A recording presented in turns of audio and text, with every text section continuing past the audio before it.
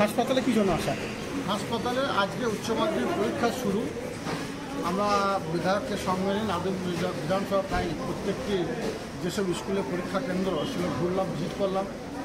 আমাদের ভাষাপাড়া, নানুর high school, নানুর গার্লস স্কুল, তারপরে খবর পেলাম দুজন ছাত্রছাত্রী হসপিটালে অ্যাডমিট আছে এবং সেখান থেকে তারা পরীক্ষা দিচ্ছে। একজন হচ্ছে আলবান্দা স্কুলের আর একজন পাউলডাঙ্গা স্কুলের। ওদের পরীক্ষা কেন্দ্র ছিল বোলপুর হাই স্কুল এবং গার্লস স্কুল। একজনের জ্বর, একজন পেটে ব্যথা। সর্বত তাদের পরীক্ষা দেওয়ার ব্যবস্থাটা হসপিটাল থেকে করা হয়েছে। হসপিটালের বেডে বসে তারা পরীক্ষা দিচ্ছে এবং রাজ্য সরকারের পক্ষ থেকে সব রকম সুযোগ সুবিধা দেওয়া হয়েছে। ওদেরকে জিজ্ঞাসা করলাম কোনো ধরনের কোনো অসুবিধা হচ্ছে কি না।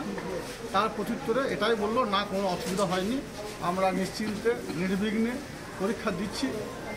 আপনারা সকলেই জানেন উচ্চ মাধ্যমিক পরীক্ষা ছাত্রছাত্রীর জীবনের দ্বিতীয় ধাপ। প্রথম ধাপ মাধ্যমিক, সেখান থেকে অতিক্রম করেছে।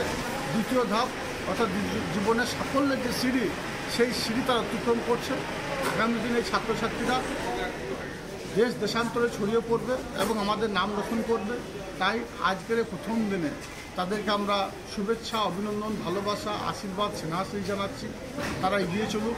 তাদের এগিয়ে চলার পথে যদি কোনো দিক দিয়ে কোনো আমাদের সহযোগিতা প্রয়োজন বোধ করে সেই জন্য তাদের পাশে এসেছি আমরা এবং সহযোগিতা হাত বাড়িয়ে দেওয়ার চেষ্টা করছি। বেশ কিছু রোগীর সাথে কথা বললেন।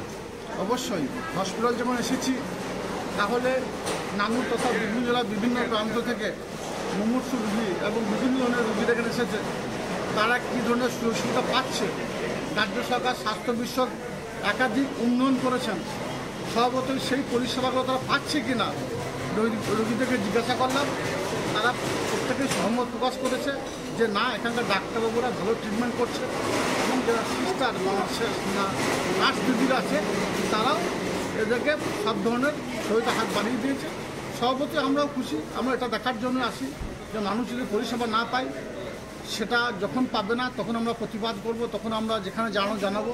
কিন্তু যেহেতু সঠিক পরিষেবা দিচ্ছে, তাই আমি এখানকার ডাক্তারবাবুতে শুরু করে নার্স যারা আছে, সিস্টাররা, তাদের সকলকে ধন্যবাদ জ্ঞাপন করছি। এভাবেই পরিষেবা দেন, মানুষ সবাই নিজেদেরকে নিয়ত করুন এবং আমার এই হসপিটাল আরও এগিয়ে যাক।